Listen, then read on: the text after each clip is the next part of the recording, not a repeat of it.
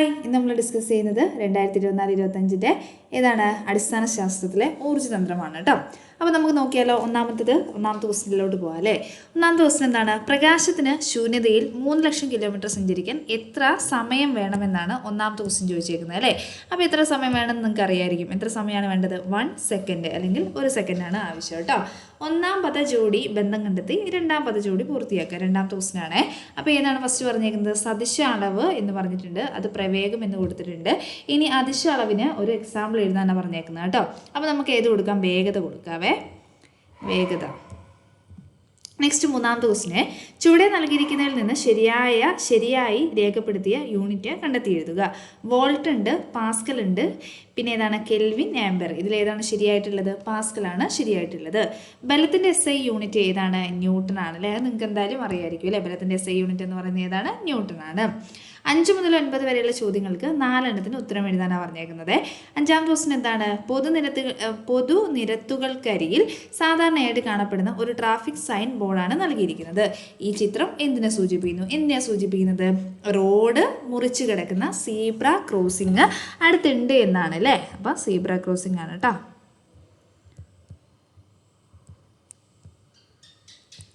Zebra crossing ആണ് സൂചിപ്പിക്കുന്നത്. കാൽ നടക്കാർക്കുണ്ടാകുന്ന റോഡ് അപകടങ്ങൾ കുറയ്ക്കാൻ എന്തെങ്കിലും 2 മാർഗങ്ങൾ നിർദ്ദേശിക്കുക. അപ്പോൾ എന്താണ്? ഒന്ന്, നടപ്പാതയിലൂടെ നടക്കുക അല്ലേ. നടപ്പാതയിലൂടെ നടക്കുക, അതിലൂടെ നടക്കുക. വേറെ എന്താ പറയാൻ പറ്റുന്നത്? വലത് സൈഡ് കൂടി അല്ലേ. എപ്പോഴും അമ്മമാരൊക്കെ നിങ്ങളോട് പറഞ്ഞു തരലുണ്ടാവും അല്ലേ. ഏത് സൈഡ് കൂടിയേ നടക്കാവുള്ളൂ? വലത് സൈഡ് കൂടി. റോഡിൻ്റെ വലതുവശം ചേർന്ന് നടക്കുക, വലതുവശം ചേർന്ന് നടക്കുക.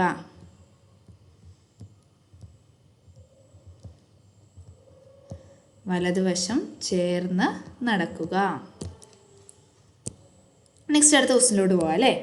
ഒരു കുട്ടി 200 ഷീറ്റുള്ള സയൻസ് ഡയറിയുടെ പേപ്പറുകൾ ആകെ കനം അളന്നപ്പോൾ 2 സെൻറ്റിമീറ്റർ ലഭിച്ചുവെങ്കിൽ ഇതിലെ ഒരു പേപ്പറിൻ്റെ കനം SI യൂണിറ്റിൽ കണ്ടെത്തുക. സിമ്പിളാണ് അല്ലേ. എങ്ങനെയാണ് കണ്ടെത്തുന്നത്? 2നെ എത്ര കൊണ്ട് ഡിവൈഡ് ചെയ്താൽ മതി? 200 കൊണ്ട് ഡിവൈഡ് ചെയ്താൽ മതി അല്ലേ. അപ്പോൾ നമുക്ക് ആൻസർ എത്ര കിട്ടുന്നത്? 0.01 എന്ന് കിട്ടും കേട്ടോ. 0.01 സെൻറ്റിമീറ്റർ എന്നാണ് കിട്ടുന്നത്. സിമ്പിളായിട്ട് ചെയ്യാൻ പറ്റുന്നതാണ് അല്ലേ. ആകെ കനം എന്ന് പറയുന്നത് 2 സെൻറ്റിമീറ്റർ ആണ്. ഷീറ്റുകളുടെ എണ്ണം എന്ന് പറയുന്നത് എത്രയാണ്? 200 ആണ്. അപ്പോൾ എന്ത് ചെയ്താൽ മതി? ഒരു ഷീറ്റിൻ്റെ കനം കണ്ടുപിടിക്കാൻ ആകെ കനത്തിനോടുകൂടി എന്ത് ചെയ്താൽ മതി? ഷീറ്റിൻ്റെ എണ്ണം നമ്മൾ ജസ്റ്റ് ഒന്ന് ഡിവൈഡ് ചെയ്താൽ മതി കേട്ടോ. ഇനി 7ാമത്തെ ക്വസ്റ്റ്യനിലോട്ട് പോയാലോ. ഒരു മോട്ടോർ കാറിൻ്റെ വേഗത എന്ന് പറയുന്നത് എത്രയാണ്? 3 സെക്കൻഡാണ്. ആ കൂടെ തന്നെ കുറച്ച് കാര്യങ്ങൾ എഴുതി പോവേ. T = 3 second. 4 metre per second അതേപോലെ 16 മീറ്റർ പെർ സെക്കൻഡായി വർദ്ധിപ്പിക്കുന്നു. കാറിൻ്റെ ത്വരണം എത്രയാണ്? അപ്പോൾ ഇവിടെ U എന്ന് വെച്ചാൽ ആദ്യ പ്രവേഗം എത്രയാണ്? 4 മീറ്റർ പെർ സെക്കൻഡാണ് കേട്ടോ. ഇനി V അന്ത്യപ്രവേഗം എത്രയാണ്? 16 മീറ്റർ പെർ സെക്കൻഡാണ്. നമ്മളോട് കാണാൻ പറഞ്ഞിരിക്കുന്നത് എന്താണ്? ത്വരണമാണ് അല്ലേ. അപ്പോൾ ത്വരണം കണ്ടുപിടിക്കാൻ ഇക്വേഷൻ അറിയാലോ. V - U / എന്താണ്? T ആണ്. V എന്ന് വെച്ചാൽ എത്രയാണ്? 16 ആണ്. 16 - 4 ഡിവൈഡഡ് ബൈ എത്രയാണ്? T 3 ആണ് അല്ലേ. സോ നമുക്ക് എന്ത് കിട്ടും? 12/3 എന്ന് കിട്ടും. 12/3 എന്ന് പറയുന്നത് എത്രയാണ്? 4 ആണ് കേട്ടോ. അപ്പോൾ എത്രയാണ്? ത്വരണത്തിൻ്റെ യൂണിറ്റ് എന്ന് പറയുന്നത് മീറ്റർ പെർ സെക്കൻഡ് സ്ക്വയർ ആണ്. അപ്പം അത്രയും എഴുതിയിട്ട് അവിടെ നിർത്തുക കേട്ടോ. അടുത്തത് 8ാമത്തെ ക്വസ്റ്റ്യൻ. 8ാമത്തെ ക്വസ്റ്റ്യൻ എന്താണ്? ചുവടെ കൊടുത്തിരിക്കുന്ന പട്ടിക വിശകലനം ചെയ്ത് ഓരോ സന്ദർഭത്തിലും അനുഭവപ്പെടുന്ന ബലം ഏതെന്ന് കണ്ടെത്തി എഴുതുക. സന്ദർഭം 1 തെങ്ങിൽ നിന്ന് തേങ്ങ വീഴുന്നു. ഏത് ബലമാണ്? ഗുരുത്വാകർഷണ ബലമാണ്. കാന്തം ഇരുമ്പാണിയെ ആകർഷിക്കുന്നു. അത് ഏത് ബലമായിരിക്കും? കാന്തിക ബലമാണ് കേട്ടോ. കാന്തിക ബലം അതിൽ തന്നെ ഉണ്ടാവും അല്ലേ. നിങ്ങൾക്ക് ഏകദേശം അറിയായിരിക്കും. മുടിയിൽ ഉരസിയ പ്ലാസ്റ്റിക് സ്കെയിലിൽ പേപ്പർ കഷ്ണങ്ങളെ ആകർഷിക്കുന്നു. അതെന്തായിരിക്കും? സ്ഥിത വൈദ്യുത ബലമാണ് കേട്ടോ.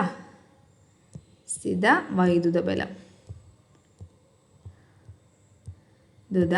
ബലമാണ്. ഓക്കെ, ഇനി അടുത്ത ക്വസ്റ്റ്യനിലോട്ട് പോകാം അല്ലേ. 9ാമത്തെ ക്വസ്റ്റ്യൻ ആണ് അടുത്തത്. താഴെ കൊടുത്തിരിക്കുന്ന യൂണിറ്റുകളെ അവയുടെ മൂല്യത്തിൻ്റെ അവരോഹണ ക്രമത്തിൽ എഴുതുക എന്നാണ് നിങ്ങളോട് പറഞ്ഞേക്കുന്നത്.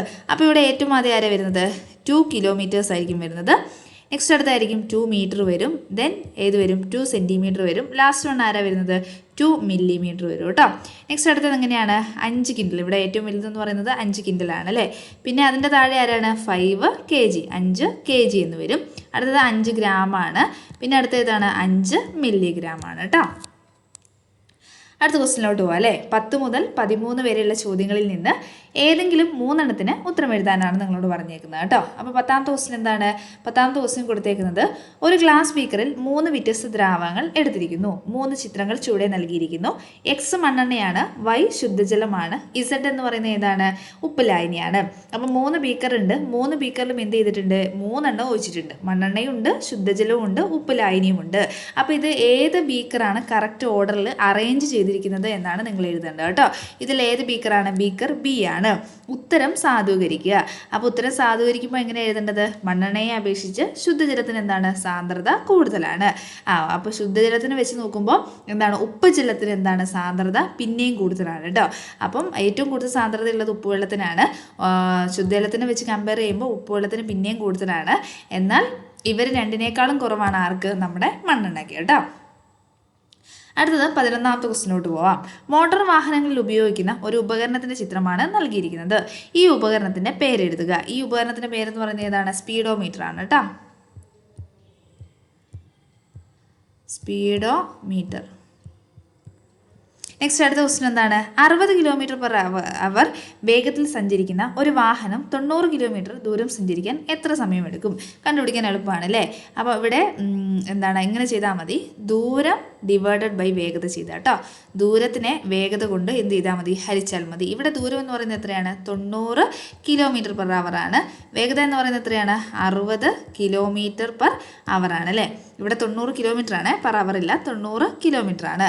അപ്പോൾ എത്ര കിട്ടുന്നത്? 1.5 ഹവർ എന്ന് കിട്ടും കേട്ടോ. 1.5 മണിക്കൂറാണ് ആവശ്യമായ സമയം. 12ാമത്തെ ക്വസ്റ്റ്യൻ എന്താണ്? അടിസ്ഥാന യൂണിറ്റുകളെക്കുറിച്ചും വിൽപ്പന്ന യൂണിറ്റുകളെക്കുറിച്ചും പരിചിതമാണല്ലോ. വിൽപ്പന്ന ക്വസ്റ്റ്യൻ ആണ്. വ്യുൽപ്പന്ന യൂണിറ്റുകൾ എന്നതുകൊണ്ട് എന്താണ് അർത്ഥമാക്കുന്നത്? അപ്പോൾ എന്താ അർത്ഥമാക്കുന്നത്? അടിസ്ഥാന യൂണിറ്റുകൾ ഉപയോഗിച്ച് ഒന്നെങ്കിൽ പ്രസ്താവിക്കുന്നു, അല്ലെങ്കിൽ അടിസ്ഥാന യൂണിറ്റുകളെ ആശ്രയിച്ച് നിൽക്കുന്ന യൂണിറ്റുകളാണ് നമ്മൾ എന്തെന്ന് പറയുന്നത്? വിൽപ്പന്ന യൂണിറ്റുകൾ എന്ന് പറയുന്നത് അല്ലേ. പരപ്പളവ് പ്രസ്താവിക്കുന്നത് ഏത് അടിസ്ഥാന യൂണിറ്റിനെ ആസ്പദമാക്കിയിട്ടാണ്? ഏത് അടിസ്ഥാന യൂണിറ്റിനെ ആസ്പദമാക്കിയിട്ടാണ്? മീറ്ററിനെ ആസ്പദമാക്കിയിട്ടാണ് കേട്ടോ. അടുത്തത് സാന്ദ്രതയുടെ യൂണിറ്റ് എഴുതുക. അതെന്തായാലും നിങ്ങൾക്ക് അറിയാമായിരിക്കും അല്ലേ. ഏതാണ് സാന്ദ്രത യൂണിറ്റ് എന്ന് പറയുന്നത്? kg/m³ ആണ്. ഇനി 13ാമത്തെ ക്വസ്റ്റിനോട്ട് പോയാലോ. ഏതാണ് 13ാമത്തെ ക്വസ്റ്റ്യൻ എന്ന് പറയുന്നത്?